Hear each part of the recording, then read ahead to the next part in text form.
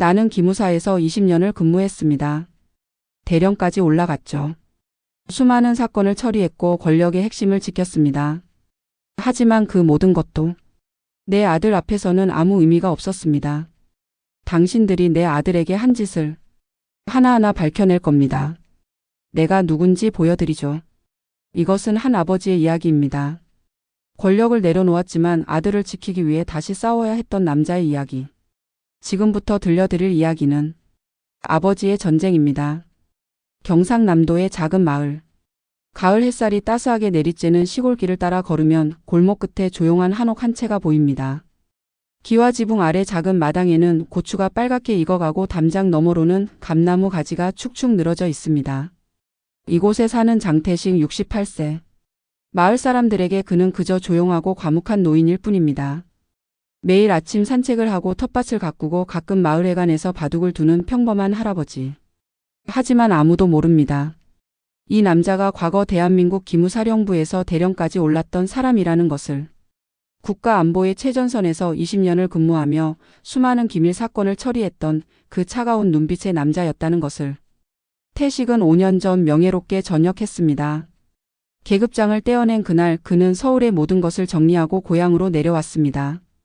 아내를 10년 전에 먼저 떠나보낸 후 혼자 살고 있었죠. 이제 평범하게 살고 싶다. 그것이 그의 유일한 바람이었습니다. 하지만 운명은 그에게 다시 한번 싸울 이유를 주려 하고 있었습니다. 2024년 9월. 추석이 일주일 앞으로 다가왔습니다. 태식은 아침 일찍 일어나 마당을 쓸었습니다.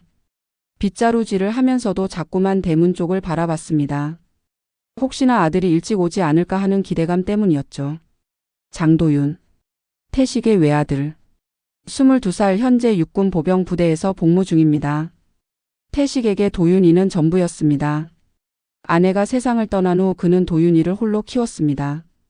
군 생활로 바쁜 와중에도 주말마다 집에 와서 아들과 시간을 보냈고 학교 행사는 하나도 빠지지 않았습니다. 도윤이는 아버지를 닮아 조용하고 성실한 청년으로 자랐습니다. 고등학교를 졸업하고 바로 군에 입대했죠. 아버지처럼 군인이 되고 싶다고 했습니다. 태식은 아들의 결정을 존중했지만 한편으로는 걱정이 앞섰습니다. 군대가 예전과는 많이 달라졌다지만 태식은 자신의 군 생활을 떠올렸습니다. 기무사는 일반 부대와는 달랐습니다. 엄격했지만 동시에 합리적이었죠. 부당한 일은 용납되지 않았습니다. 하지만 일반 부대는 달랐습니다. 특히 보병 부대는 여전히 구타와 가혹행위가 암암리에 이루어진다는 소문을 들었습니다. 태식은 아들에게 전화할 때마다 조심스럽게 물었습니다. 부대 생활은 괜찮니? 힘든 일은 없고? 괜찮아요, 아빠. 걱정 마세요. 도윤이는 항상 밝은 목소리로 대답했습니다. 태식은 안심했습니다. 아들이 잘 적응하고 있다고 믿었죠. 9월 14일 오후. 태식은 휴대전화를 들여다봤습니다.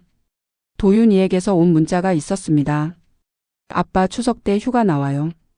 14일 저녁에 도착할게요. 태식은 미소를 지었습니다. 그날 오후부터 태식은 집안 구석구석을 청소했습니다. 도윤이가 좋아하는 반찬들을 준비했고 아들 방에 새 이불도 깔아뒀습니다. 저녁 6시. 태식은 대문 앞에 나와 서 있었습니다. 마을 입구로 이어지는 좁은 길을 바라보며 기다렸죠. 7시가 지나고 8시가 지났습니다. 버스가 늦나 보구나. 태식은 걱정하지 않았습니다. 추석 연휴라 도로가 막혔을 거라고 생각했죠. 9시 10시가 지났습니다. 태식은 휴대전화를 꺼내 아들에게 전화를 걸었습니다. 하지만 전화는 꺼져 있었습니다. 이상하네. 태식은 불안감이 밀려왔습니다. 도윤이는 항상 전화를 받았습니다. 꺼져 있는 경우는 거의 없었죠. 11시가 넘어갔습니다. 태식은 거실에 앉아 뉴스를 보면서 아들을 기다렸습니다. 눈꺼풀이 무거워졌지만 잠들 수가 없었습니다. 자정이 지났습니다. 긴장감 있는 음악. 그때였습니다. 대문이 삐걱거리는 소리가 들렸습니다. 태식은 벌떡 일어나 현관으로 달려갔습니다. 대문을 열자 어둠 속에서 한 사람의 그림자가 천천히 걸어오고 있었습니다. 도윤아? 태식은 아들을 불렀습니다. 그림자는 걸음을 멈췄습니다. 그리고 천천히 고개를 들었습니다. 달빛 아래 태식은 아들의 얼굴을 볼 수 있었습니다. 그 순간 태식의 심장이 멎는 것 같았습니다. 도윤이의 얼굴은 처참했습니다. 왼쪽 눈 주변이 시퍼렇게 멍들어 있었고 입술은 터져서 피가 굳어 있었습니다. 오른쪽 볼에는 손가락 자국이 선명하게 남아 있었죠. 도윤아. 태식은 달려가서 아들을 부축했습니다. 도윤이는 아버지를 보더니 힘없이 웃었습니다. 아빠. 미안해요. 늦어서. 목소리도 갈라져 있었습니다. 태식은 아들을 집 안으로 데리고 들어갔습니다. 거실 불을 켜자 도윤이의 상태가 더 확연히 보였습니다. 군복은 구겨져 있었고 곳곳에 얼룩이 묻어 있었습니다. 목 뒤쪽으로는 긴 긁힌 자국이 있었고 팔에는 시커먼 멍이 여러 개 들어 있었습니다. 태식은 침착하게 구급 상자를 꺼냈습니다. 손은 떨렸지만 표정은 냉정하게 유지했습니다. 이럴 때일수록 흔들려서는 안 된다는 것을 알고 있었죠. 앉아라. 태식은 아들을 소파에 앉히고 상처를 소독하기 시작했습니다. 도윤이는 아무 말 없이 앉아 있었습니다. 소독약이 스며들어도 신음 하나 내지 않았죠. 태식은 아들의 얼굴을 자세히 살폈습니다. 이것은 단순한 사고가 아니었습니다. 여러 번 반복적으로 가해진 폭력의 흔적이었습니다. 멍의 색깔이 제각각이었습니다. 오래된 것도 있었고 최근에 생긴 것도 있었죠. 이게 언제부터였던 거냐? 태식은 가슴이 무너져 내리는 것 같았습니다. 상처를 다 소독하고 나서 태식은 조용히 물었습니다. 누가 한 거냐? 도윤이는 고개를 숙였습니다. 아빠, 괜찮아요. 그냥 넘어진 거예요. 거짓말하지 마라. 태식의 목소리는 낮고 단호했습니다. 나는 내 아버지다. 그리고 군인이었다. 이게 어떻게 생긴 상처인지 안다. 도윤이는 입술을 깨물었습니다. 아빠가 걱정할까봐. 말 안 하려고 했어요. 처음부터 말해라. 언제부터였냐? 도윤이는 한참을 침묵하다가 천천히 입을 열었습니다. 입대하고 3개월쯤 지났을 때부터였어요. 도윤이는 떨리는 목소리로 말했습니다. 처음엔 그냥 기합이었어요. 선임들이 내무실에서 기합을 주더라고요. 뭐 이 정도는 괜찮다고 생각했어요. 군대니까요. 태식은 주먹을 꽉 쥐었습니다. 근데 점점 심해졌어요. 기합만이 아니라 때리기 시작했어요. 처음엔 어깨를 툭툭 치는 정도였는데 나중엔 주먹으로 발로. 도윤이의 목소리가 떨렸습니다. 왜 때린 거냐? 이유는 별로 없었어요. 그냥 마음에 안 든다고, 눈빛이 거슬린다고, 대답이 늦었다고. 뭐든 이유가 됐어요. 태식은 이를 악물었습니다. 말했어야지. 부대에 신고했어야지. 신고해도 소용없어요, 아빠. 도윤이는 고개를 저었습니다. 고참들이 간부들이랑 친해요. 신고해봤자 오히려 더 심하게 맞을 뿐이에요. 실제로 신고했던 후임 하나는 더 끔찍한 일을 당했어요. 그래서 참은 거냐? 네, 그냥 전역할 때까지 참으려고 했어요. 태식은 가슴이 찢어지는 것 같았습니다. 아들이 혼자서 이 모든 고통을 감당하고 있었다는 것이, 아버지에게조차 말하지 못하고 매일매일을 버텨내고 있었다는 것이, 오늘은 왜 이렇게까지 된 거냐? 추석 휴가 나가기 전날이었어요. 선임들이 마지막으로 한 번 더 기합을 준다면서 도윤이는 더 이상 말을 잇지 못했습니다. 태식은 아들을 끌어안았습니다. 미안하다, 도윤아. 아빠가 몰라서. 정말 미안하다. 도윤이는 아버지의 품에서 조용히 눈물을 흘렸습니다. 그날 밤 태식은 잠들지 못했습니다. 아들을 재우고 난 후 태식은 거실에 혼자 앉아 있었습니다. 창밖으로는 달빛이 고요하게 비추고 있었습니다. 하지만 태식의 마음속은 폭풍이 휘몰아치고 있었습니다. 다음 날 아침, 태식은 일찍 일어나 도윤이의 가방을 조심스럽게 살폈습니다. 아들은 아직 방에서 깊이 잠들어 있었습니다. 어젯밤의 피로가 얼마나 컸을까요? 도윤이의 잠든 얼굴은 평화로워 보였지만 상처투성이의 얼굴이 태식의 가슴을 더욱 아프게 했습니다. 태식은 가방 속을 뒤졌습니다. 군복 세면도구, 속옷, 그리고 파일 하나가 눈에 띄었습니다. 태식은 파일을 꺼내 펼쳤습니다. 육군 병원 진료 기록. 태식의 눈빛이 날카로워졌습니다. 기록을 읽어 내려가기 시작했습니다. 마이너스 마이너스 마이너스. 환자명 장도윤 이병. 진료일 2024년 6월 23일. 진단명 다발성 타박상 늑골 균열 의심. 소견 환자는 복부 및 흉부의 다수의 타박상을 호소. X-레이 결과 늑골 좌측 5번 균열 소견. 환자 진술에 따르면 훈련 중 넘어짐이라 하나 타박상의 패턴상 반복적 외력에 의한 손상으로 판단됨. 마이너스 마이너스 마이너스. 태식은 다음 페이지를 넘겼습니다. 마이너스 마이너스 마이너스. 진료일 2024년 7월 15일. 진단명 안면부 열상 좌측 고막 손상. 소견 좌측 안면부의 3cm 길이의 열상. 좌측 고막 천공 확인. 환자는 부딪혔다고 진술하나 손상 양상이 직접적인 타격에 의한 것으로 보임. 마이너스 마이너스 마이너스. 진료일 2024년 8월 8일. 진단명 우측 어깨 탈구 손목 염자. 소견 우측 어깨 전방 탈구 정복 시행. 우측 손목 2도 염자. 환자 진술 일관성 없음. 추가 관찰 필요. 마이너스 마이너스 마이너스. 진료일 2024년 9월 5일. 진단명 뇌진탕 경추 염자. 소견 두부 외상으로 인한 뇌진탕 진단. 경추 염자 동반. 환자는 반복적 외상 이력 있음. 가혹행위 의심 소견 부대 보고함. 마이너스 마이너스 마이너스. 태식은 서류를 꽉 쥐었습니다. 손이 덜덜 떨렸습니다. 분노 때문인지 슬픔 때문인지 알 수 없었습니다. 이 자식들이 내 아들을. 서류 마지막 장에는 군의관의 소견서가 첨부되어 있었습니다. 마이너스 마이너스 마이너스. 군의관 소견서. 본 환자는 지난 3개월간 총 4회의 외상으로 내원하였으며 모든 외상의 원인에 대한 진술이 일관성이 없고 회피적임. 외상의 패턴, 빈도, 위치 등을 종합적으로 고려할 때 반복적이고 의도적인 폭력에 의한 손상으로 강력히 의심됨. 군내 가혹행위 가능성이 높으므로 즉각적인 조사가 필요하다고 판단됨. 담당 군의관 대위 김. 날짜 2024년 9월 6일. 마이너스 마이너스 마이너스. 태식은 서류를 천천히 내려놓았습니다. 군의관이 이미 보고했다는 것은 부대에서 이미 이 사실을 알고 있다는 뜻이었습니다. 그런데도 아무런 조치가 취해지지 않았습니다. 아니, 오히려 상황은 더 악화되었습니다. 도윤이가 어젯밤에 집에 돌아온 모습이 그 증거였죠.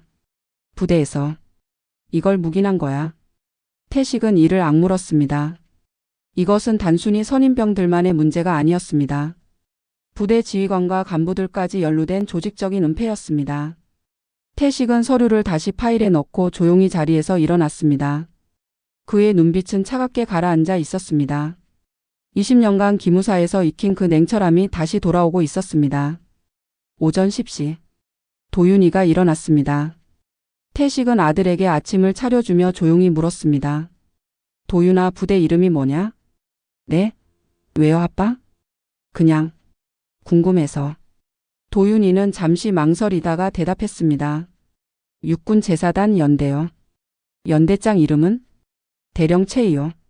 아빠 왜 그러세요? 태식은 미소를 지었습니다. 아무것도 아니다. 밥 먹어라. 하지만 도윤이는 아버지의 표정에서 뭔가 다른 것을 감지했습니다. 아빠. 설마. 걱정하지 마라. 아빠가 알아서 할게. 아빠 제발 아무것도 하지 마세요. 괜히 더 복잡해질 뿐이에요. 태식은 아들의 손을 꽉 잡았습니다. 도윤아, 내가 지금까지 혼자 참아온 거 알아. 아빠한테 말 안 한 이유도 알아. 걱정시키기 싫어서였겠지. 네. 근데 말이다. 아빠는 이걸 그냥 넘어갈 수가 없다. 내 아들이 맞아도 되는 이유는 이 세상에 단 하나도 없어. 하지만 믿어라. 아빠를. 태식의 목소리는 단호했지만 따뜻했습니다. 도윤이는 아버지를 바라보다가 천천히 고개를 끄덕였습니다. 그날 오후 태식은 방에 들어가 오랫동안 치워뒀던 박스 하나를 꺼냈습니다. 먼지가 쌓인 박스를 열자 군복 한 벌이 나왔습니다. 육군 대령 군복. 태식은 군복을 꺼내 침대에 펼쳐 놓았습니다. 어깨에 붙어있는 대령 계급장이 오랜만에 햇빛을 받아 반짝였습니다. 태식은 군복을 쓰다듬으며 중얼거렸습니다. 오랜만이구나. 그는 박스 안쪽을 뒤져 낡은 수첩 하나를 꺼냈습니다. 수첩 안에는 전화번호들이 빼곡히 적혀 있었습니다. 기무사 시절 함께 일했던 동료들, 후배들, 그리고 아직도 현역으로 복무 중인 사람들의 연락처였습니다. 태식은 수첩을 천천히 넘기다가 한 번호에서 멈췄습니다. 육군본부 감찰실 마이너스 준장이 기무사 시절 함께 근무했던 후배였습니다. 지금은 육군본부 감찰실장을 맡고 있다는 소식을 들었죠. 태식은 휴대전화를 꺼내 번호를 눌렀습니다. 신호음이 울렸습니다. 몇 번의 신호음 후 전화가 연결되었습니다. 여보세요? 이준장. 누구십니까? 나야. 장태식이야. 전화 너머로 잠시 침묵이 흘렀습니다. 대령님. 정말 대령님이세요? 그래. 오랜만이다. 대령님. 어떻게? 아니, 전역하신 후로 소식이 없으셔서. 미안하다. 연락 못했네. 그런데 이준장, 내가 부탁할 게 하나 있어. 말씀하십시오, 대령님. 태식은 잠시 숨을 고르고 차분하게 말했습니다. 제4단 연대에 대한 자료 좀 구해줄 수 있나? 최근 가혹행위 관련 보고나 군의관 보고서 같은 거. 가혹행위요? 그래. 내 아들이 그 부대에 있거든. 그런데 상황이 심각해. 전화 너머로 이준장이 한숨을 쉬는 소리가 들렸습니다. 대령님, 혹시 장도윤 이병 말씀하시는 겁니까? 태식은 눈을 가늘게 떴습니다. 알고 있나? 네. 사실 그 부대. 최근에 감찰실로 내부 제보가 들어왔습니다. 가혹행위가 만연하다는 내용이었고 그 중에서도 특정 병사에 대한 반복적 폭행 사례가 언급됐습니다. 그 병사가 장도윤 이병이었습니다. 태식의 눈빛이 차갑게 식었습니다. 그래서 조치는 했나? 그게. 이준장은 말을 흐렸습니다. 대령님, 죄송합니다. 아직 조사가 시작되지 못했습니다. 부대에서 협조가 안 되고 있고 연대장이 강하게 반발하고 있습니다. 증거가 부족하다는 이유로. 증거는 충분해. 태식은 단호하게 말했습니다. 군의관 보고서, 진료기록, 내 아들의 상처. 이게 증거 아닌가? 물론입니다.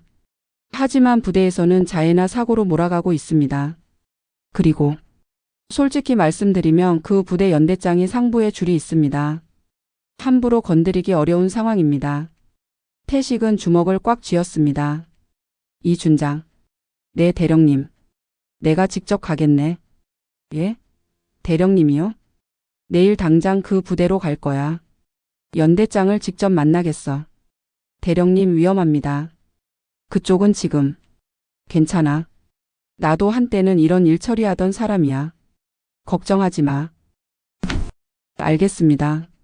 제가 도울 수 있는 게 있다면 말씀하십시오. 고맙네. 일단 내가 부대 방문한다는 걸 공식적으로 통보해줘. 전직 기무사 대령 신분으로. 네, 그렇게 하겠습니다. 태식은 전화를 끊고 창밖을 바라봤습니다. 내일이면 모든 게 시작될 것입니다. 그는 오랫동안 잠들어 있던 자신의 과거를 다시 깨워야 했습니다. 아들을 위해서. 그날 밤 태식은 군복을 정성스럽게 다림질했습니다. 구김 하나 없이 펴진 군복, 반짝이는 계급장, 깨끗하게 닦은 구두. 거울 앞에 선 태식은 마치 시간을 거슬러 올라간 것처럼 보였습니다. 68세의 노인이 아니라 40대 중반 현역 대령의 모습이었습니다. 도윤이는 거실에서 아버지를 바라봤습니다. 군복을 입은 아버지의 모습을 본 것은 처음이었습니다. 태식은 전역 후 군복을 단 한 번도 꺼내지 않았으니까요. 아빠, 정말 가실 거예요? 그래. 하지만 위험할 수도 있어요. 태식은 아들을 바라보며 미소 지었습니다. 걱정하지 마라. 아빠는 20년 동안 더 위험한 일들을 해왔어. 저 때문에. 도윤아. 태식은 아들의 어깨에 손을 얹었습니다. 내가 부대에서 혼자 버텨온 거 생각하면 이 정도는 아무것도 아니야. 아빠가 해야 할 일이야. 도윤이는 눈물을 참으며 고개를 끄덕였습니다. 다음 날 아침. 태식은 일찍 집을 나섰습니다.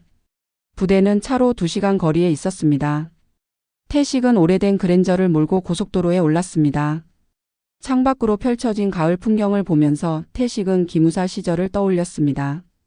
1998년 태식이 기무사에 처음 배치되었을 때 그는 소령이었고 열정으로 가득 차 있었습니다. 기무사는 육군 내에서도 특수한 부서였습니다. 군 내부의 부정부패, 기밀 유출, 사고를 조사하고 처리하는 곳이었죠. 태식은 뛰어난 조사 능력과 냉철한 판단력으로 빠르게 두각을 나타냈습니다. 수많은 사건을 해결했고 중령 대령으로 승진했습니다. 하지만 그 과정에서 태식은 군의 어두운 면도 많이 봤습니다. 권력을 이용해 부하를 괴롭히는 장교들, 사고를 은폐하려는 지휘관들, 진실을 묻으려는 사람들. 태식은 그런 사람들과 맞서 싸웠습니다. 정의가 무엇인지 알려주겠습니다. 그것이 태식의 신념이었습니다. 하지만 때로는 그 신념이 흔들릴 때도 있었습니다. 특히 아내가 병으로 세상을 떠났을 때 태식은 군 생활과 가정 사이에서 방황했습니다. 결국 그는 전역을 선택했습니다. 이제 아들과 함께 살고 싶습니다. 그것이 그의 마지막 말이었습니다. 고속도로를 빠져나와 국도를 따라 한참을 달렸습니다. 마침내 부대 정문이 보였습니다. 육군 제4단 연대. 거대한 간판이 눈에 들어왔습니다. 태식은 차를 세우고 정문 앞으로 걸어갔습니다. 정문을 지키던 병사가 다가왔습니다. 신분증 제시해 주십시오. 태식은 주민등록증과 함께 전역 신분증을 꺼내 보였습니다. 전직 기무사령부 대령 장태식입니다. 연대장 면담 신청했을 겁니다. 병사는 신분증을 확인하더니 눈이 커졌습니다. 잠시만 기다려 주십시오. 병사는 급히 전화를 걸었습니다.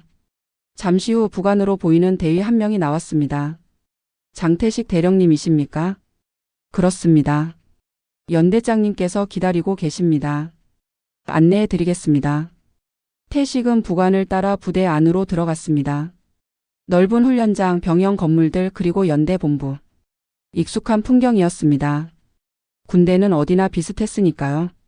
연대 본부 2층 연대장실 앞에 도착했습니다. 부관이 문을 노크했습니다. 연대장님, 장태식 대령님 오셨습니다. 들어오십시오. 굵직한 목소리가 들렸습니다. 태식은 문을 열고 들어갔습니다. 연대장실은 넓고 깔끔했습니다. 책상 뒤편으로는 태극기와 부대기가 걸려 있었고 벽면에는 각종 표창장과 사진들이 붙어 있었습니다. 책상 뒤에 앉아있던 남자가 일어났습니다.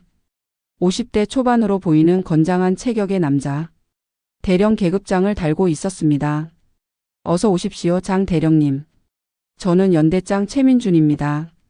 최민준은 손을 내밀었습니다. 태식은 악수를 받으며 상대의 눈을 똑바로 바라봤습니다. 차갑고 계산적인 눈빛이었습니다. 앉으시죠. 차라도 드시겠습니까? 됐습니다.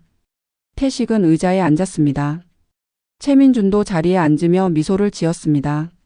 하지만 그 미소는 입가에만 머물 뿐 눈은 웃지 않고 있었습니다. 기무사 출신이시라고 들었습니다. 대단하신 분을 뵙게 되어 영광입니다. 영광까지는 아닙니다. 태식은 담담하게 대답했습니다. 그런데 무슨 일로 저희 부대를 방문하신 겁니까? 제 아들 때문입니다. 아드님이요? 최민준은 의아한 표정을 지었습니다. 물론 연기였죠. 이미 알고 있을 테니까요. 장도윤 이병. 제 아들입니다. 장도윤 이병. 최민준은 잠시 생각하는 척하더니 고개를 끄덕였습니다. 네, 우리 부대 병사죠. 성실한 병사로 알고 있습니다. 성실하다고요? 태식의 목소리에 냉기가 실렸습니다. 그 성실한 병사가 왜 온몸에 상처투성이로 집에 돌아왔을까요? 최민준의 표정이 굳어졌습니다. 상처라니 무슨 말씀이신지 모르신다는 겁니까?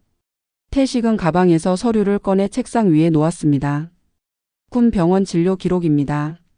지난 3개월간 제 아들이 받은 진료 내역이죠.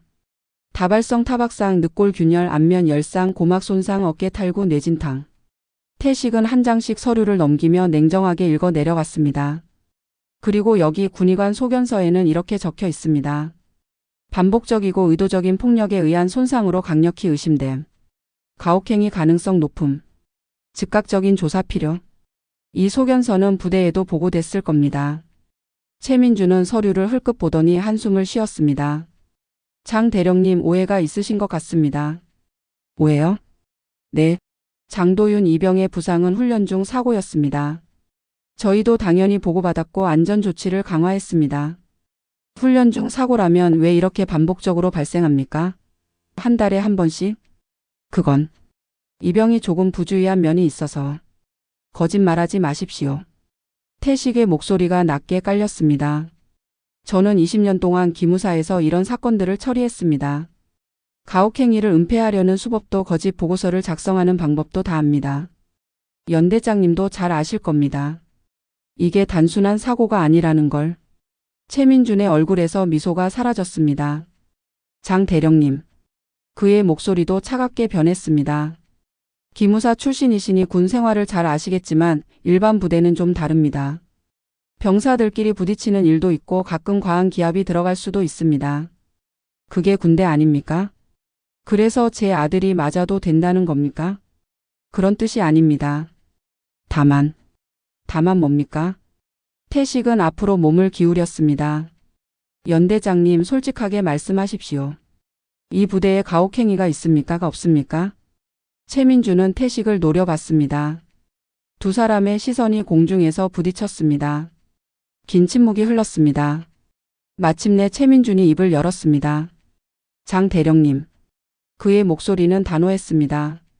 죄송하지만 우리 부대에는 가혹행위가 없습니다. 장도윤 이병의 부상은 모두 사고였고 저희는 적절한 조치를 취했습니다. 더 이상 드릴 말씀은 없습니다. 태식은 빙그레 웃었습니다. 차갑고 비웃는 듯한 미소였습니다. 그렇게 나오시는 겁니까? 이미 조사도 끝났습니다. 문제 없다는 결론이 났고요. 조사요? 누가 했습니까? 우리 부대 인사참모가 자체 조사를 실시했습니다. 자체 조사. 태식은 코웃음을 쳤습니다. 가해자가 피해자를 조사한 셈이군요. 장 대령님 말씀 조심하십시오. 최민준의 목소리가 높아졌습니다. 전역하셨으면 민간인입니다. 현역 연대장에게 이런 식으로 대하시면 곤란합니다. 민간인이라고요? 태식은 천천히 일어섰습니다. 좋습니다. 그럼 민간인 신분으로 말씀드리죠. 제 아들이 다친 것에 대해 저는 법적 대응을 할 겁니다. 군 검찰에 정식으로 고소하겠습니다. 그리고 육군본부 감찰실에도 진정서를 제출하겠습니다. 최민준의 표정이 일그러졌습니다. 그렇게 하신다면 아드님만 더 힘들어질 겁니다. 뭐라고 하셨습니까? 장도윤 이병은 아직 우리 부대에서 복무 중입니다. 앞으로도 1년 반이나 더 남았죠. 만약 이 일이 크게 불거지면 부대 생활이 더 어려워질 수 있습니다. 그것은 명백한 협박이었습니다. 태식의 눈빛이 차갑게 가라앉았습니다. 지금 제 아들을 위협하는 겁니까? 위협이 아닙니다. 현실적인 조언입니다. 최민준은 팔짱을 끼고 태식을 바라봤습니다. 장 대령님 아드님을 위해서라도 조용히 넘어가시는 게 좋을 겁니다. 군대는 원래 힘든 곳 아닙니까? 조금만 참으면 전역입니다. 태식은 주먹을 꽉 쥐었습니다. 손등에 핏줄이 붉어져 올랐습니다. 하지만 그는 침착함을 잃지 않았습니다. 연대장님. 태식은 차분하게 말했습니다. 마지막으로 한 번 더 묻겠습니다. 정말로 조사할 생각이 없으십니까? 네, 없습니다. 알겠습니다. 태식은 고개를 끄덕이고 서류를 챙겨 들었습니다. 그럼 저는 이만 가보겠습니다. 태식은 문을 향해 걸어갔습니다.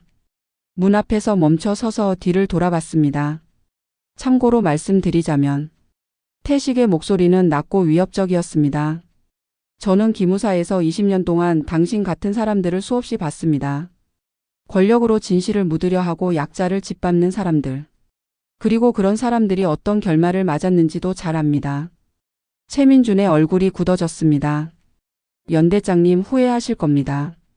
태식은 그 말을 남기고 문을 열고 나갔습니다. 부대를 나온 태식은 차에 앉아 한동안 움직이지 않았습니다. 창밖으로 보이는 부대의 모습. 높은 철조망 막로 그리고 그 안에 갇혀있는 수백 명의 젊은이들. 그중 한 명이 자신의 아들이었습니다. 태식은 휴대전화를 꺼내 전화를 걸었습니다. 이준장. 네 대령님.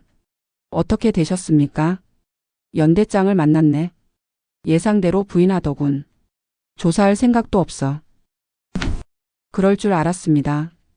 이 준장 이제 본격적으로 움직여야겠어. 무슨 말씀이신지. 감찰실에서 공식 조사 들어가게 해줘.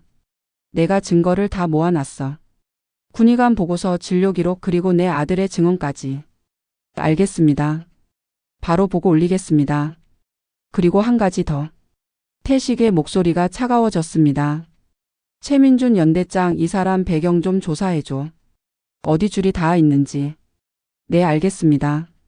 전화를 끊고 태식은 시동을 걸었습니다. 하지만 부대를 떠나지는 않았습니다. 대신 부대 인근 마을로 차를 몰았습니다. 마이너스. 음악 변화 마이너스 탐정 분위기. 부대 근처에는 작은 마을이 있었습니다. 군인들이 외출하면 자주 들르는 곳이었죠. 식당, 카페, PC방 등이 모여 있었습니다. 태식은 그중 가장 큰 식당에 들어갔습니다. 부대찌개라는 간판이 붙어 있었습니다. 점심시간이라 손님들이 꽤 있었습니다. 대부분 군복을 입은 병사들이었죠. 태식은 구석자리에 앉아 부대찌개를 주문했습니다. 주방에서 50대 정도로 보이는 여자가 나와 음식을 가져왔습니다. 아마 주인으로 보였습니다. 맛있게 드세요. 감사합니다. 혹시 잠깐 여쭤봐도 될까요? 네? 여자는 의아한 표정을 지었습니다. 태식은 명함을 꺼내 건넸습니다. 물론 기무사 시절 명함은 아니었습니다. 미리 준비한 가짜 명함이었죠. 저는 기자입니다. 군 관련 취재를 하고 있는데요. 아, 기자님이세요? 네. 혹시 연대에 대해서 아시는 게 있으신가요? 이 동네에서 오래 사셨을 것 같아서요. 여자는 잠시 주변을 둘러보더니 목소리를 낮췄습니다. 그 부대요? 글쎄요. 제가 뭐 잘 아는 건 없지만 혹시 부대 안에서 문제가 있다는 소문 같은 거 들으신 적 없으세요? 가혹행위라든가. 여자의 표정이 어두워졌습니다. 사실은 있긴 있어요. 어떤 거죠? 여기 오는 애들한테 가끔 들어요. 부대가 좀 세다고. 특히 어떤 중대는 정말 심하대요. 어떤 중대요? 이중대인가? 거기 선임들이 악질이라고. 후임들 때린다고. 태식은 귀를 기울였습니다. 더 자세히 말씀해 주실 수 있으세요? 여자는 한숨을 쉬었습니다. 한두 달 전이었나? 여기 자주 오던 애가 있었어요. 얼굴에 멍이 들어 있길래 물어봤더니 선임한테 맞았대요. 근데 신고하면 더 맞는다고 그냥 참는다고. 그 병사 이름 혹시 아세요? 이름까지는. 아, 근데 계급은 기억나요. 이병이었어요. 태식의 가슴이 철렁 내려앉았습니다. 도윤이일 수도. 그 병사 혹시 키가 크고 말이 별로 없는 애였나요? 맞아요. 어떻게 아세요? 제 아들입니다. 여자는 깜짝 놀랐습니다. 네? 아드님이요? 네. 그래서 취재하는 척하고 정보를 모으는 겁니다. 태식은 솔직하게 말했습니다. 여자의 눈에 동정심이 어렸습니다. 아이고. 그 애가 아드님이었군요. 정말 착해 보이던데. 혹시 다른 것도 아시는 게 있으세요? 글쎄요. 아, 맞다. 한 번은 외출 나온 애들이 술 먹으면서 하는 얘기를 들었는데 이중대의 악마라는 별명의 선임이 있대요. 그 사람이 후임들을 정말 괴롭힌다고. 악마요? 네. 본명은 모르겠고 병장인가 그렇대요. 태식은 메모를 했습니다. 도와주셔서 감사합니다. 아니에요. 아드님. 꼭 구해주세요. 저도 아들이 있어서 남일 같지가 않네요. 태식은 고개를 숙여 인사하고 식당을 나왔습니다. 마이너스. 긴장감 있는 음악. 태식은 다시 부대 근처로 돌아왔습니다. 이번에는 부대 정문 맞은편에 있는 작은 카페에 들어갔습니다. 창가 자리에 앉아 부대를 관찰했습니다. 오후 5시쯤 외출하는 병사들이 하나둘 나오기 시작했습니다. 태식은 그들을 유심히 관찰했습니다. 대부분 편안한 표정으로 걸어 나왔지만 몇몇은 어두운 얼굴을 하고 있었습니다. 그중 한 명이 눈에 띄었습니다. 이병 계급장을 단 병사 왼쪽 팔에 붕대를 감고 있었습니다. 태식은 카페를 나와 그 병사에게 다가갔습니다. 실례합니다. 병사는 놀라서 뒤를 돌아봤습니다. 네? 잠깐 얘기 좀 할 수 있을까요? 저한테요? 병사는 경계하는 표정이었습니다. 태식은 부드럽게 미소 지으며 말했습니다. 걱정하지 마세요. 저는 기자가 아니고 그냥 부탁이 있어서요. 5분만 시간 내주시겠어요? 병사는 망설이다가 고개를 끄덕였습니다. 태식은 병사를 카페로 데리고 들어갔습니다. 조용한 구석자리에 앉아 음료를 주문했습니다. 제 소개를 먼저 할게요. 태식은 조심스럽게 말했습니다. 저는 장도윤 이병의 아버지입니다. 병사의 눈이 커졌습니다. 장도윤 이병요? 네. 혹시 아세요? 네. 같은 중대예요. 이중대. 태식의 눈빛이 날카로워졌습니다.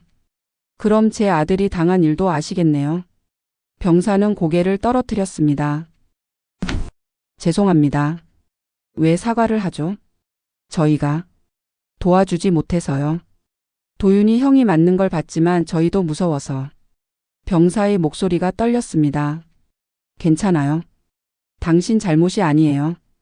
태식은 부드럽게 말했습니다. 대신 도와주실 수 있나요? 제 아들을 도울 수 있게. 어떻게요? 사실대로 말해주세요. 이중대에서 무슨 일이 있었는지.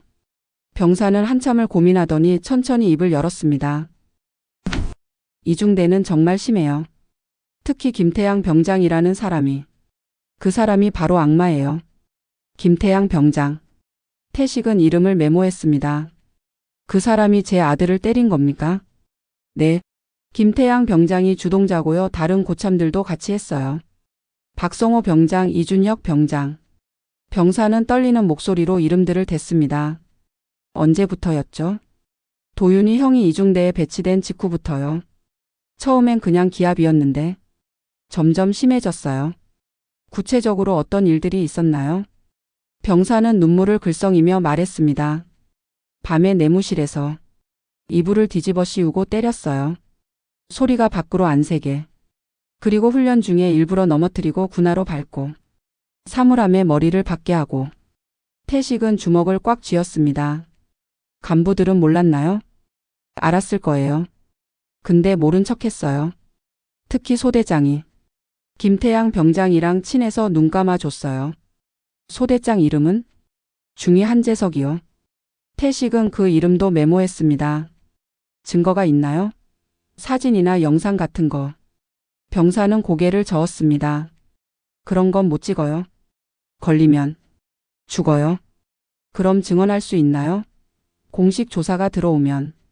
병사는 두려운 표정을 지었습니다. 저도 무서워요.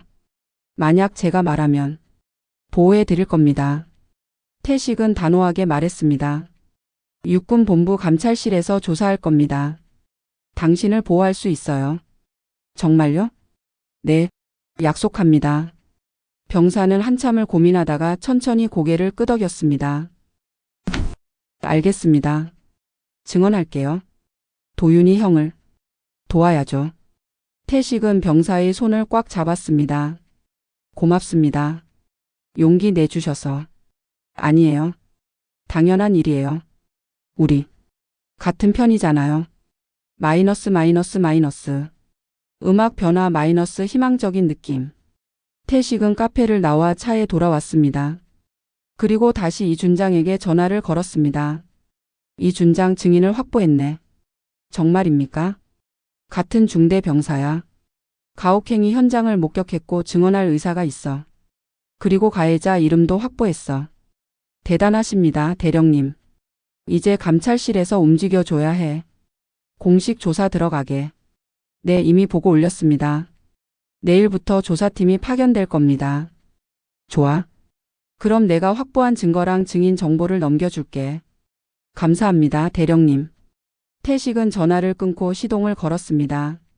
이제 첫 번째 단계는 끝났습니다. 하지만 진짜 싸움은 이제부터였습니다. 마이너스 마이너스 마이너스. 해시태그 해시태그 해시태그 7장 마이너스 조사. 긴박한 음악. 다음날 오전. 육군본부 감찰실 조사팀 3명이 연대에 도착했습니다. 팀장은 중령 박진수. 기무사 출신이었고 태식과도 안면이 있었습니다. 장 대령님께서 보내주신 자료 잘 받았습니다. 박진수는 연대 정문에서 태식을 만났습니다. 고맙네 박중령. 부탁하네. 걱정 마십시오. 철저히 조사하겠습니다. 조사팀은 연대 본부로 들어갔습니다. 최민준 연대장은 조사팀을 맞으며 억지 미소를 지었습니다. 어서 오십시오. 저희 부대에 무슨 일로? 연대장님, 정식 조사 공문입니다. 박진수는 서류를 건넸습니다.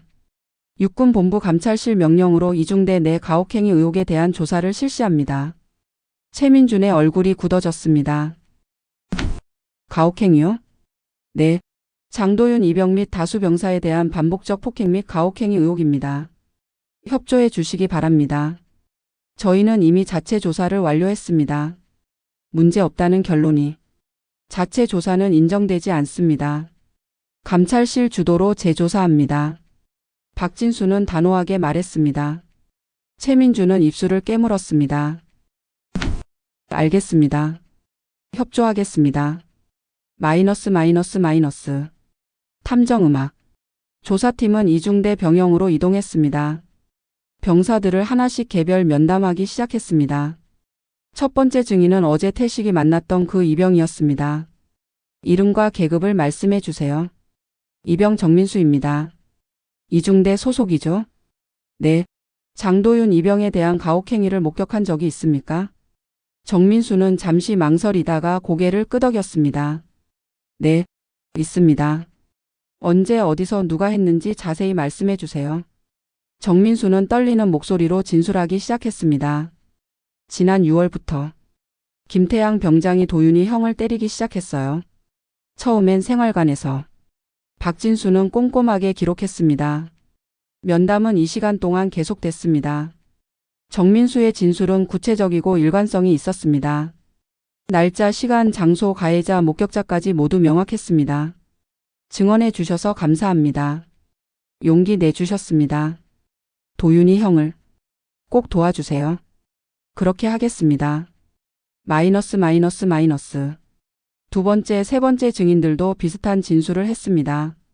모두 가혹행위를 목격했고 일부는 직접 당한 경험도 있었습니다. 조사팀은 물증도 확보했습니다. 생활관 내부의 CCTV 영상, 비록 각도가 제한적이었지만 몇몇 장면에서 폭행의 흔적이 보였습니다. 그리고 군 병원의 진료 기록. 장도윤뿐만 아니라 다른 병사들도 비슷한 부상으로 여러 차례 치료받은 기록이 있었습니다. 박진수는 이 모든 증거를 정리했습니다. 이 정도면 충분합니다. 그는 조사팀원들에게 말했습니다.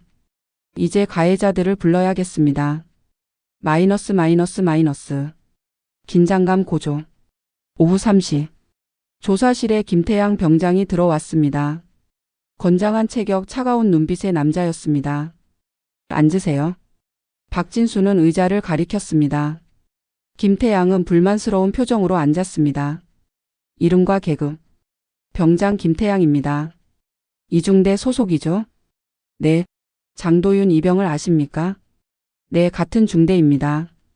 장도윤 이병에게 폭행을 가한 적이 있습니까? 김태양은 코웃음을 쳤습니다. 없습니다. 정말입니까? 네. 박진수는 서류를 꺼내 보였습니다. 이건 목격자 3명의 진술서입니다. 모두 당신이 장도윤 이병을 반복적으로 폭행했다고 증언하고 있습니다. 김태양의 표정이 굳어졌습니다. 그건 거짓말입니다. 거짓말이라고요? 그럼 이건 어떻습니까?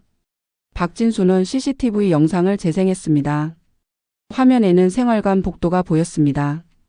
김태양이 장도윤을 벽에 밀어붙이고 무언가 소리치는 장면이었습니다. 이것도 거짓말입니까? 김태양은 입을 다물었습니다. 김태양 병장. 박진수는 차갑게 말했습니다. 지금 거짓 진술하면 처벌이 더 무거워집니다. 사실대로 말하십시오. 김태양은 한참을 침묵하다가 마침내 입을 열었습니다. 네, 때렸습니다. 왜 때렸습니까? 그냥 마음에 안 들어서요. 마음에 안 들어서 때렸다고요? 네, 군대가 원래 그런 곳 아닙니까? 박진수는 황당하다는 표를 지었습니다. 군대가 그런 곳이라고요? 법적으로 명백한 범죄인데? 다들 그렇게 해요. 저만 그런 게 아니라고요. 그럼 다른 사람들도 같이 때렸다는 겁니까? 네. 박성호 병장, 이준혁 병장도. 김태양은 공범들의 이름을 댔습니다. 박진수는 모두 기록했습니다. 마지막으로 묻겠습니다. 간부들은 알고 있었습니까? 김태양은 잠시 망설이다가 고개를 끄덕였습니다. 소대장님은 알고 계셨어요. 한재석 중이요? 네. 그럼 왜 막지 않았습니까? 모르겠어요. 그냥 모른 척했어요. 박진수는 한숨을 쉬었습니다. 알겠습니다. 나가보세요. 김태양이 나간 후 박진수는 조사팀원들에게 말했습니다. 이제 간부들을 조사해야겠습니다. 마이너스 마이너스 마이너스. 해시태그 해시태그 해시태그 8장 마이너스 진실. 어두운 음악. 오후 5시. 한재석 중위가 조사실에 들어왔습니다. 30대 초반 깔끔한 외모의 장교였습니다. 앉으세요. 박진수는 냉정한 표정으로 말했습니다. 한재석은 긴장한 모습으로 앉았습니다. 한재석 중위 이중대 1소 대장이시죠? 네. 소대 내에서 가혹행위가 있었다는 사실을 알고 계셨습니까? 아니요. 몰랐습니다. 정말입니까? 박진수는 서류를 꺼냈습니다. 김태양 병장의 진술에 따르면 중위님께서 알고 계셨다고 합니다. 한재석의 얼굴이 하얗게 질렸습니다. 그건 오해입니다. 오해라고요? 그럼 이건 어떻게 설명하시겠습니까? 박진수는 또 다른 서류를 보였습니다. 지난 7월 장도윤 이병이 군 병원에서 치료받은 후 부대로 복귀했을 때 중위님께서 면담을 하셨죠? 네, 했습니다. 그때 장도윤 이병은 뭐라고 말했습니까? 한재석은 입술을 깨물었습니다. 훈련 중에 다쳤다고 했습니다. 정말 그렇게 믿으셨습니까? 네, 거짓말입니다. 박진수는 단호하게 말했습니다. 여기 장도윤 이병의 진술서가 있습니다. 그는 그때 중위님께 가혹행위 사실을 말했다고 증언했습니다. 하지만 중위님께서 그런 소리 하지 말라고 하셨다고요. 한재석은 더 이상 부인하지 못했습니다. 죄송합니다. 왜 막지 않으셨습니까? 소대장으로서 병사들을 보호할 의무가 있지 않습니까? 저도 어쩔 수 없었습니다. 어쩔 수 없다고요? 김태양 병장이 부대에서 힘이 센 병사였습니다. 그리고 중대장님께서도 그를 좋아하셔서 중대장도 알고 있었다는 겁니까? 한재석은 고개를 끄덕였습니다. 네, 중대장님도 알고 계셨습니다. 박진수는 이를 악물었습니다. 그럼 연대장은요? 그건 모르겠습니다. 정말 모르십니까? 네, 박진수는 한숨을 쉬었습니다. 한중위 당신은 장교입니다. 병사들을 보호해야 할 의무가 있는 사람이에요. 그런데 오히려 가혹행위를 방치했습니다. 이게 군인의 자세입니까? 한재석은 고개를 숙였습니다. 죄송합니다. 변명의 여지가 없습니다. 후회하십니까? 네, 정말 후회합니다. 한재석의 목소리가 떨렸습니다. 박진수는 그를 한참 바라보다가 말했습니다. 나가보세요. 저녁 7시. 박진수는 조사 결과를 정리했습니다. 가해자 김태양 병장, 박성호 병장, 이준혁 병장, 방조자 한재석 중위, 중대장 대위 정수연. 증거 목격자 진술 5건, CCTV 영상, 군병원 진료기록, 군의관 보고서. 박진수는 이 자료를 들고 연대장실로 향했습니다. 최민주는 책상에 앉아 있었습니다. 조사 결과 보고 드리겠습니다. 박진수는 서류를 책상 위에 놓았습니다. 최민주는 서류를 집어 읽기 시작했습니다. 얼굴이 점점 굳어졌습니다. 이게 다 사실입니까? 네. 증거와 증언이 모두 일치합니다. 하지만 우리 부대가 이런 곳이 아닙니다. 일부 병사들의 일탈일 뿐. 일탈이 아닙니다, 연대장님. 박진수는 단호하게 말했습니다. 이것은 조직적인 가혹행위였고 간부들까지 연루된 심각한 사건입니다. 군기가 완전히 무너진 겁니다. 그렇게까지. 연대장님. 박진수는 최민준을 똑바로 바라봤습니다. 연대장님께서도 책임에서 자유로울 수 없습니다. 군의관 보고서를 받고도 제대로 조치하지 않으셨습니다. 이것은 직무유기입니다. 최민준의 얼굴이 하얗게 변했습니다. 저는 몰랐습니다. 몰랐다는 게 변명이 됩니까? 연대장으로서 부대원들을 책임져야 할 의무가 있지 않습니까? 최민주는 아무 말도 하지 못했습니다. 이 사건은 육군본부에 보고될 것이고 가해자들은 군 검찰에 송치될 것입니다. 그리고 연대장님을 포함한 간부들도 징계위원회에 회부될 것입니다. 박진수는 그 말을 남기고 연대장실을 나왔습니다. 육군본부 감찰실 조사 결과가 발표되었습니다. 조사 결과 요약 1. 가해자 처벌 마이너스 김태양 병장 군 검찰 송치 폭행죄 가혹행위죄 마이너스 박성호 병장 이준혁 병장 군 검찰 송치 마이너스 예상 형량 징역 13년 2. 간부 징계 마이너스 한재석 중위 정직 6개월 진급 누락 마이너스 정수현 대위 중대장 정직 1년 보직 해임 마이너스 최민준 대령 연대장 보직 해임 예편 권고 3. 피해자 보호 마이너스 장도윤 이병 및 피해 병사들 타 부대 전속 마이너스 심리치료 지원 마이너스 휴가 부여 태식은 집에서 그 소식을 들었습니다. 이 준장이 직접 전화로 알려줬습니다. 대령님 해냈습니다. 가해자들 모두 처벌받습니다. 고맙네 이 준장. 태식의 목소리는 떨렸습니다. 대령님이 계셔서 가능한 일이었습니다. 만약 대령님이 포기하셨다면 아니야. 우리 도윤이가 버텨줬기 때문에 가능한 일이었어. 그리고 용기 내서 증언해준 병사들 덕분이고 그래도 대령님의 역할이 컸습니다. 존경합니다. 전화를 끊고 태식은 도윤이의 방으로 갔습니다. 도윤이는 침대에 누워 책을 읽고 있었습니다. 얼굴의 상처는 많이 나아 보였습니다. 도윤아. 네 아빠? 조사 결과 나왔다. 도윤이는 벌떡 일어났습니다. 어떻게 됐어요? 다 잡혔어. 김태양 병장이랑 다른 가해자들 모두 군 검찰에 송치됐어. 그리고 간부들도 징계받았고. 도윤이의 눈에 눈물이 고였습니다. 정말요? 그래. 그리고 넌 다른 부대로 전속될 거야. 더 이상 그 사람들을 볼 일 없어. 도윤이는 아버지를 끌어안았습니다. 아빠. 고마워요. 정말. 태식은 아들의 등을 토닥였습니다. 아빠가 할 일을 한 거야. 당연한 거지. 저 혼자였으면 그냥 참고 살았을 거예요. 이제 괜찮아. 다 끝났어. 부자는 한참 동안 그렇게 껴안고 있었습니다. 며칠 후 태식은 부대 근처 카페로 갔습니다. 정민수 이병을 만나기 위해서였습니다. 정민수는 밝은 표정으로 태식을 맞았습니다. 안녕하세요 아저씨. 자네 덕분이야. 고맙네.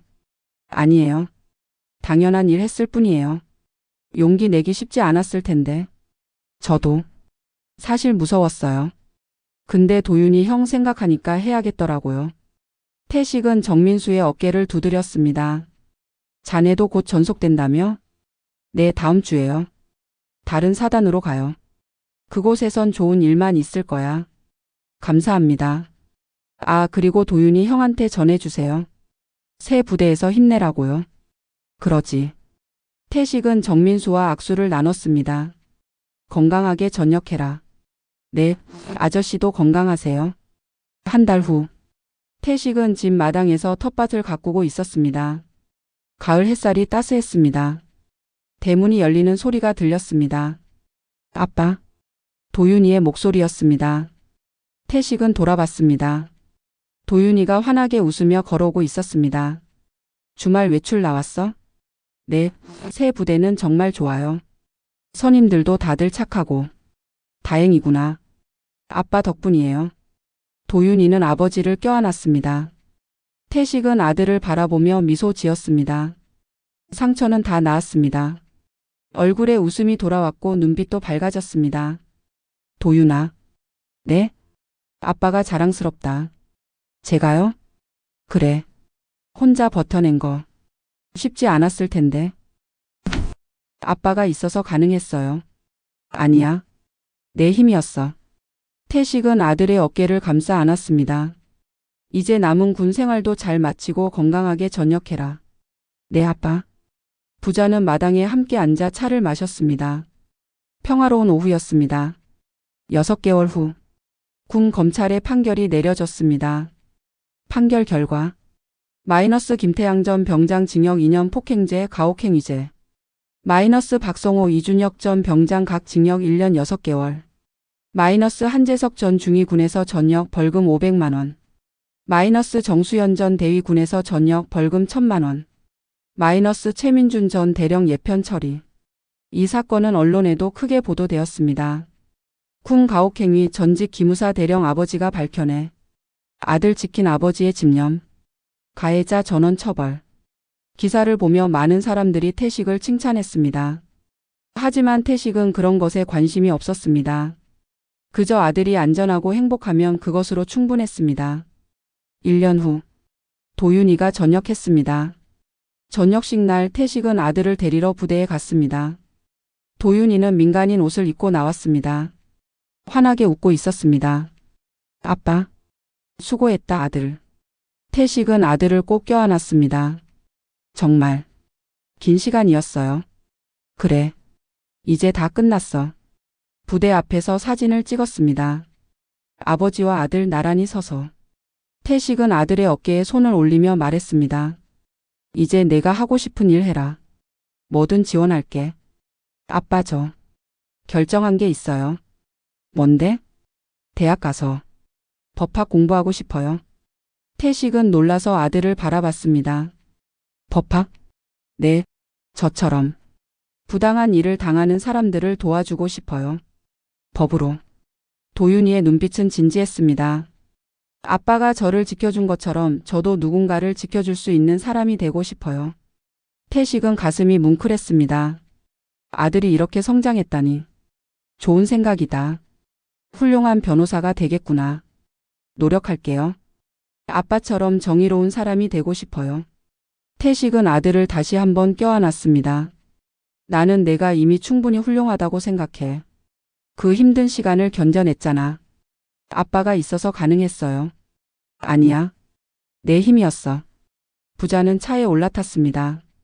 창밖으로 부대가 점점 멀어졌습니다. 도윤이는 뒤를 돌아보며 중얼거렸습니다. 안녕. 그리고 고마워. 그곳에서의 힘든 기억들에게 작별을 고하는 것 같았습니다. 태식은 운전대를 잡으며 웃었습니다. 이제 집에 가자. 엄마가 좋아하는 음식 만들어 놨어. 정말요? 뭔데요? 갈비찜이랑 너가 좋아하는 잡채도. 와, 기대된다. 도윤이는 어린아이처럼 기뻐했습니다. 차는 고향으로 향하는 국도를 달렸습니다. 가을 하늘은 높고 맑았습니다. 마을에 도착했을 때는 저녁 무렵이었습니다. 이웃 사람들이 하나둘 나와서 도윤이를 반겼습니다. 어머, 도윤이 전역했구나. 수고했어, 도윤아.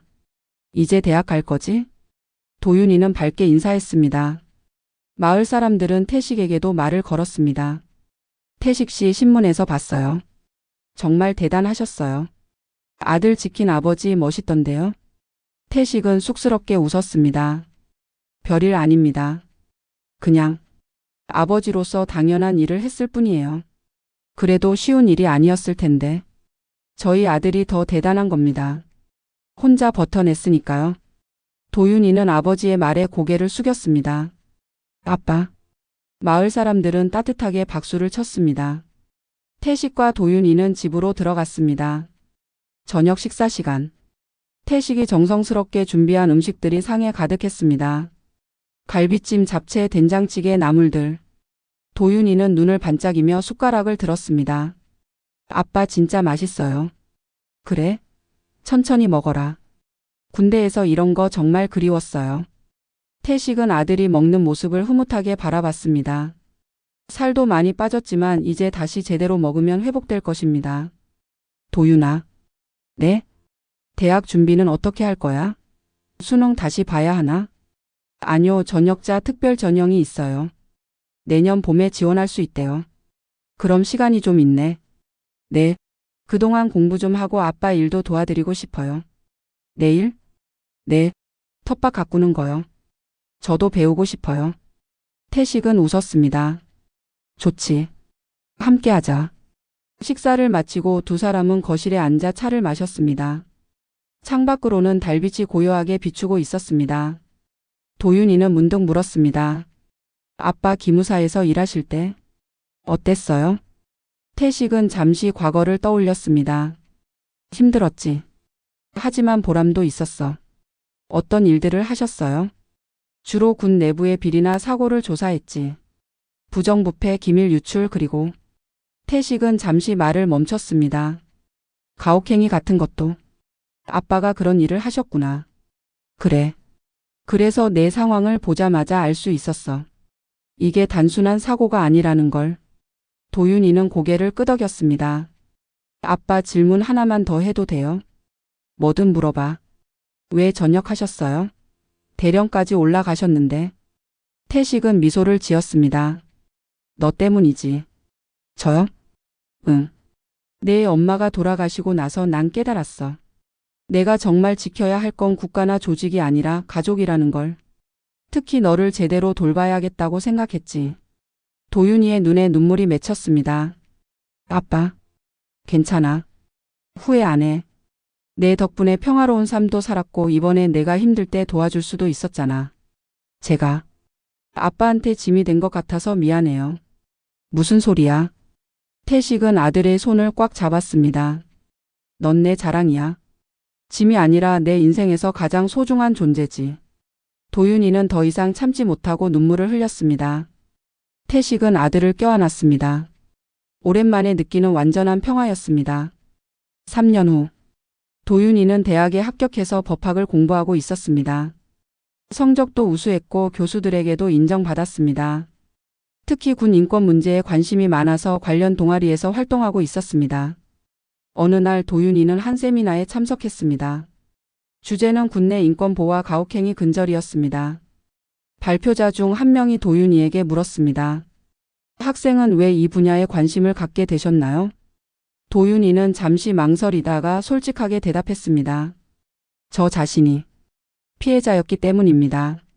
청중들이 술렁였습니다. 군 복무 중에 가혹행위를 당했습니다. 그때 아버지가 저를 구해주셨고 그 일을 계기로 이 문제의 심각성을 깨달았습니다. 도윤이는 자신의 경험을 담담하게 이야기했습니다. 아픔을 숨기지 않았고 그것을 통해 배운 것들을 나눴습니다. 발표가 끝나고 많은 사람들이 도윤이에게 다가왔습니다.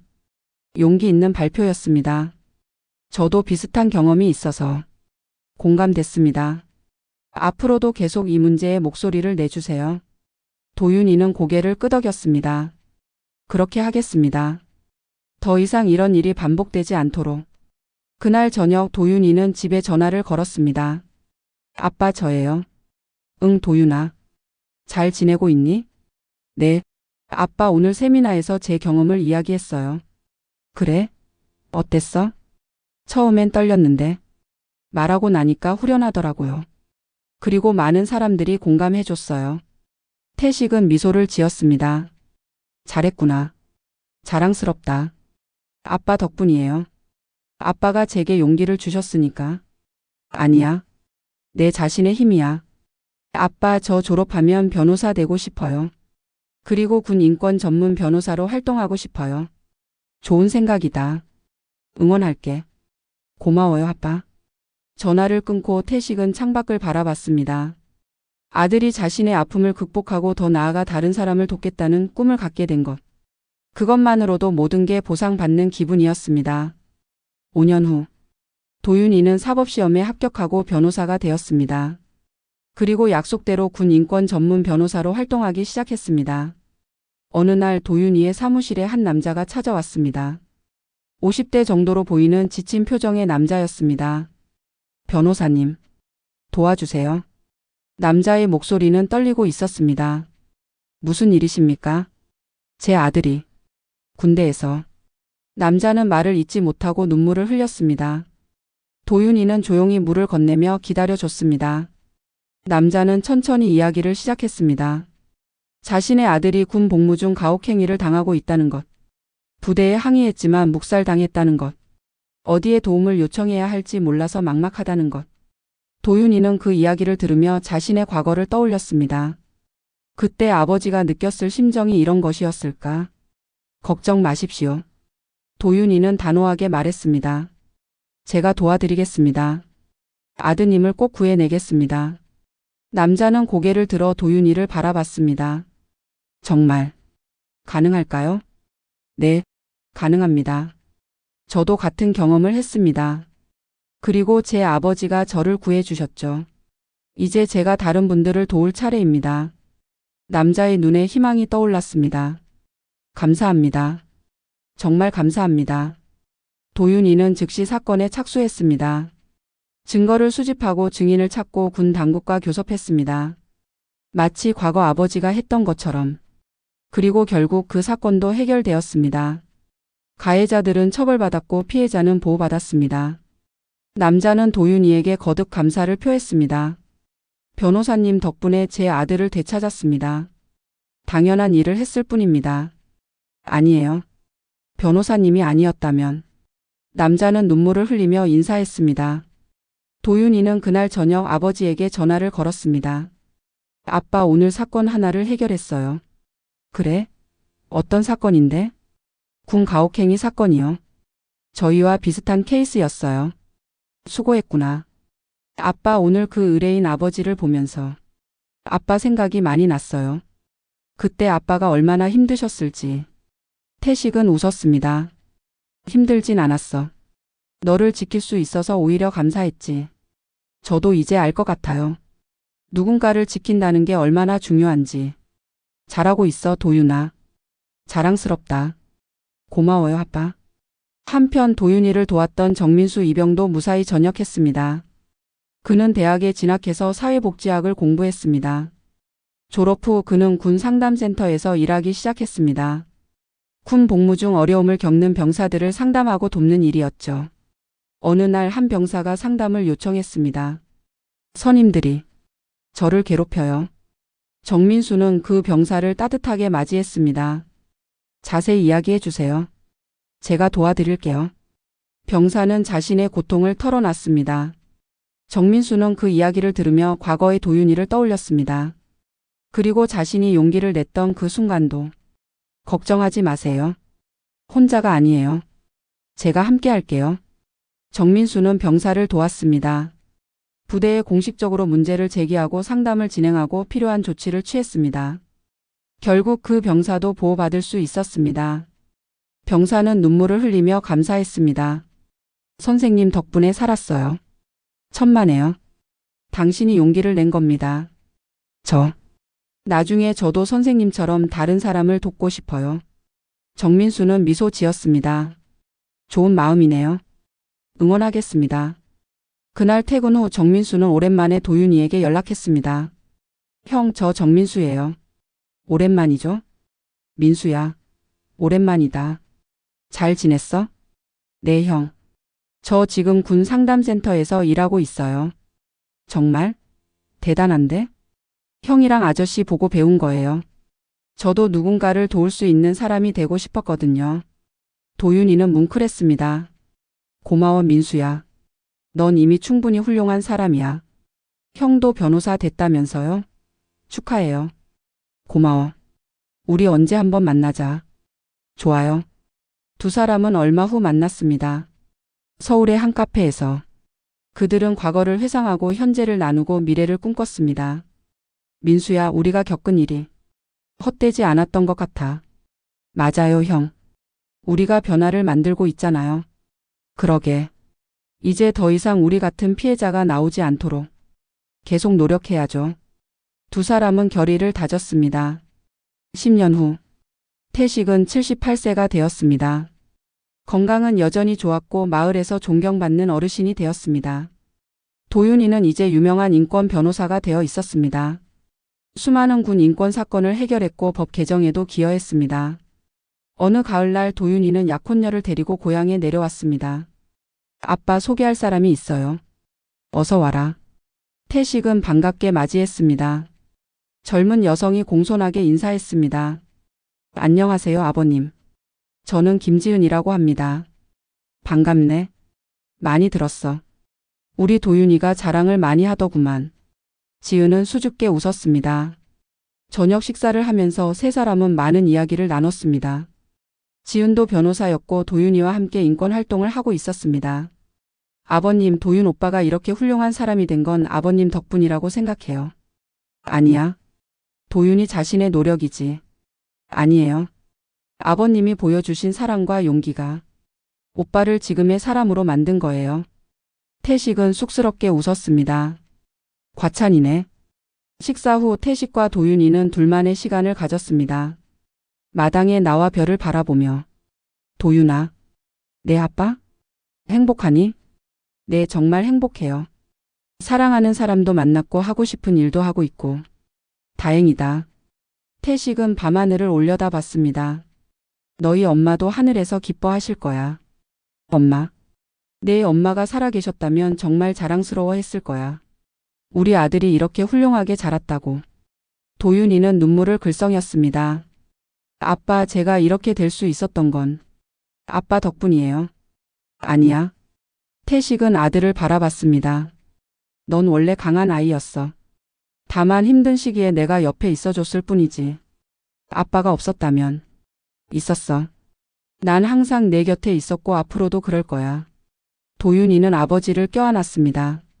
사랑해요, 아빠. 나도 사랑한다, 아들. 두 사람은 한참 동안 그렇게 서 있었습니다. 밤하늘의 별들이 그들을 비추고 있었습니다. 그날 밤 태식은 일기를 썼습니다. 오랜만에 꺼낸 낡은 일기장. 2034년 10월 15일. 오늘 도윤이가 약혼녀를 데리고 왔다.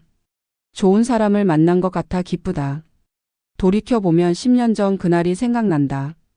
도윤이가 온몸에 상처를 입고 집에 왔던 그날. 그때 나는 다시 싸워야만 했다. 아들을 지키기 위해서.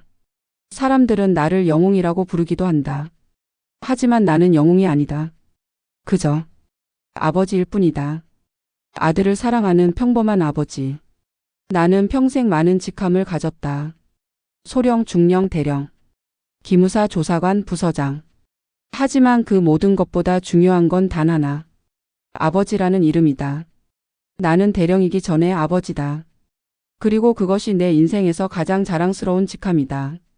도윤아, 너는 정말 잘 자라줬다. 내가 너에게 해준 것보다 내가 내게 준 것이 훨씬 많다. 사랑한다, 아들아. 그리고 고맙다. 내 아들로 태어나줘서. 마이너스 아빠가. 태식은 일기장을 덮고 창밖을 바라봤습니다. 달빛이 고요하게 마을을 비추고 있었습니다. 평화로운 밤이었습니다. 태식은 미소를 지으며 중얼거렸습니다. 이제 정말 평화롭구나. 이 이야기는 여기서 끝납니다. 하지만 세상 어딘가에는 아직도 도움을 필요로 하는 사람들이 있습니다. 부당한 일을 당하면서도 혼자 참고 있는 사람들. 말할 곳이 없어서 포기하고 있는 사람들. 이 이야기가 그들에게 작은 용기가 되었으면 합니다. 그리고 누군가의 장태식이 되어줄 수 있는 사람들에게도 우리는 모두 누군가의 아버지가 될 수 있습니다. 아들이 없어도 딸이 없어도 누군가를 지켜주고 용기를 주고 함께 서 있어 줄 수 있다면 그것이 바로 아버지의 마음입니다. 장태식은 말했습니다. 나는 대령이기 전에 아버지다. 그의 이 한마디가 오늘도 어딘가에서 울려 퍼지고 있습니다. 누군가를 지키는 모든 이들의 가슴 속에서 아버지의 전쟁. 당신의 소중한 시간을 함께 해주셔서 감사합니다. 세상 모든 아버지들에게 그리고 누군가를 지키는 모든 이들에게 이 이야기를 바칩니다. 지금까지 이야기를 들어주셔서 감사합니다. 이 가족에게 하고 싶은 이야기가 있거나 응원을 해주고 싶다면 댓글 달아주세요. 그럼 오늘도 건강한 하루 되시고 다음에도 좋은 이야기로 찾아오겠습니다. 감사합니다.